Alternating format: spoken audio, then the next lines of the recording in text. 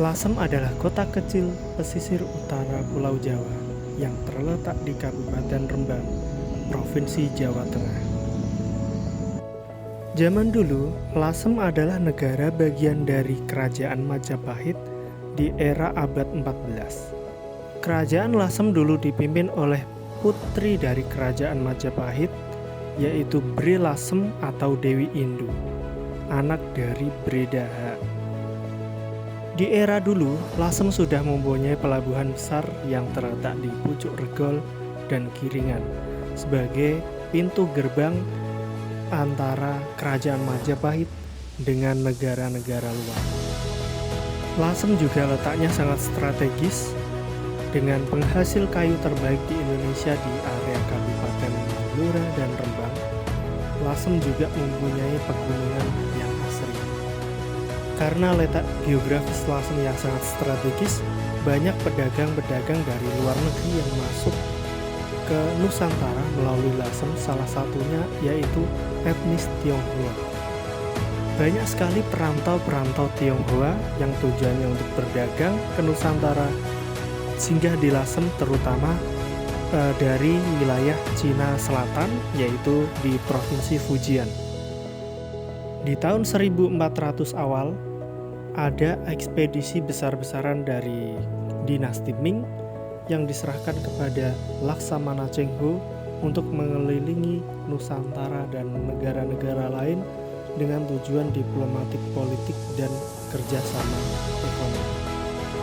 Di ekspedisi pertama Laksamana Cheng Ho mendarat ke Nusantara dan juga mendarat di kota Lasem sebagai tujuannya untuk memperbaiki kapal karena di Lasem terdapat dok kapal dan pelabuhan besar pada saat itu. Dengan armada yang besar, Laksamana Cheng Ho memperbaiki kapal-kapalnya di Lasem dan juga tujuannya untuk menurunkan ABK-ABK kapal yang sedang sakit untuk diobati. Salah satu nahkoda Laksamana Cheng Ho yang bernama Binang Un sangat tertarik dengan bumi Lasem yang gemah limpah Lojinawi dan bertujuan ekspedisi yang selanjutnya dia bersama keluarganya akan singgah di Lasem lagi. Dan akhirnya di ekspedisi keempat Laksamana Cheng Ho, Binang Un datang ke Lasem lagi dan meminta izin untuk ke Laksamana Cheng Ho untuk menetap tinggal di Lasem bersama anak dan istrinya. Laksamana Cheng Ho mengiyakan keinginan Binang Un untuk menetap di Lasem, dan Binang Un izin kepada Adipati Lasem untuk menetap tinggal di Lasem, bahkan diberi sebidang tanah khusus untuk keluarga Binang Un. Dengan syarat Binang Un harus membantu pertumbuhan ekonomi yang ada di Lasem. Istrinya Binang Un yang bernama Nalini punya bakat di bidang sandang dan berinisiatif untuk mengembangkan kerajinan yang ada di Lasem pada saat itu menuju ke internasional. Pada saat itu batik Lasem hanya dengan warna-warna monoton saja yang kurang menarik, hanya warna hitam, warna putih, dan warna sugan. Nalini berinisiatif untuk menambahkan warna-warna oriental yang lebih fresh, lebih menarik dengan kasih warna merah, warna kuning, dan lain sebagainya. Dan juga Nalini menambahkan motif-motif oriental seperti naga, kilin, burung hong, dan lain sebagainya ke motif-motif batik Lasem supaya bisa diterima masyarakat luas di internasional. Nalini pada saat itu berhasil ekspor batik tulis Lasem ke negara Champa, ke negara Singapura, dan negara Malaya. Dengan keberhasilan Nalini, masyarakat Lasem juga ikut untuk membuat batik tulis Lasem yang dibuat seperti Nalini dan akhirnya bisa memperkembangkan ekonomi yang ada di Lasem. Batik tulis Lasem yang awalnya monoton, yang kurang menarik, disulap Nalini menjadi suatu seni yang menarik yang bisa diterima masyarakat luas. Batik tulis Lasem mencapai masa keemasannya pada tahun sekitar 1860-an dan berhasil ekspor ke berbagai daerah seperti Sumatera, Malaya, Singapura, dan lain sebagainya. Batik tulis lasem juga mengalami pasang surut ekonominya di abad 20-an, dan pada 2009 karena batik Indonesia diangkat ke UNESCO sebagai warisan dunia, batik lasem juga ikut kembali bangkit. Pada tahun 1900-an, pengusaha batik tulis lasem ini kebanyakan adalah warga peranakan Tionghoa yang ada di Lasem. Dan zaman sekarang, banyak masyarakat lokal yang juga ingin untuk berusaha di bidang batik. Batik tulis lasem terkenal dengan warna merahnya yang khas. Ada yang menyebutnya warna merah darah ayam atau merah getih pitik, yang tidak bisa ditiru oleh daerah-daerah lainnya.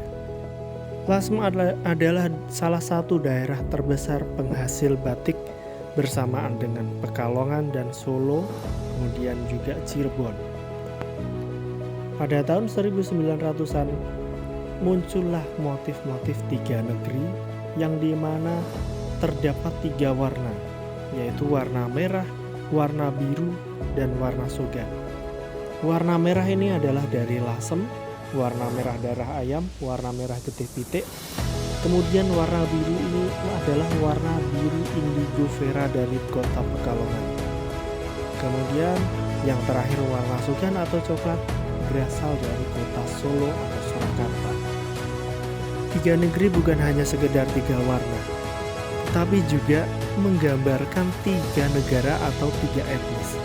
Warna merah menggambarkan etnis Tionghoa yang ada di Lasem atau warga-warga peranakan Tionghoa yang sudah menetap di Lasem. Kemudian warna biru menggambarkan warga etnis Eropa yang tinggal di kota Pekalongan. Kemudian warna sogan atau warna coklat menggambarkan rakyat-rakyat pribumi yang di sekitar keraton Solo. Ketiga warna tersebut tidak bisa diproduksi di satu tempat. Pada zaman dulu, warna merah ini harus dikirim ke kota Lasem terlebih dahulu untuk pewarnaan merah, kemudian dikirim ke kota Pekalongan dengan warna biru, dan dikirim lagi ke kota Solo dengan warna sogan atau coklat. Jadilah akulturasi budaya tiga negeri. Batik tiga negeri yang cukup terkenal di Nusantara yaitu batik tiga negeri produksi di Solo, yaitu dengan merek Choa Yokcha. Ada juga tiga negeri yang 100% diproduksi di Lasem dengan seperti merek Nakyo dan lain sebagainya. Juga era pembuatannya di tahun 1900-an. Dan sekarang untuk produk tiga negeri yang di Solo sudah tutup, yang di Pekalongan juga sudah tutup, hanya tersisa di kota Lasem yang memproduksi batik tiga negeri. Batik Lasem juga mempunyai pasar yang istimewa yang ada di Pulau Sumatera. Bahkan dulu di era 1900-an ada motif batik Lasem yang dikhususkan memang untuk pangsa pasar yang ada di Sumatera. Dan kebanyakan kalau kita lihat di pasaran sekarang, banyak terdapat batik tulis Lasem untuk Sumatera itu yang berwarna bang biron atau hanya warna merah dan biru. Kebanyakan yang diminati adalah seperti sarung. Batik tulis Lasem sekarang masih produksi sampai sekarang, dan juga masih banyak yang pengusaha-pengusaha batik untuk memproduksi batik tulis Lasem. Salah satunya adalah Omah Batik Lasem yang menampung banyak sekali batik-batik Lasem yang kita jual melalui showroom atau kita jual juga melalui live marketplace.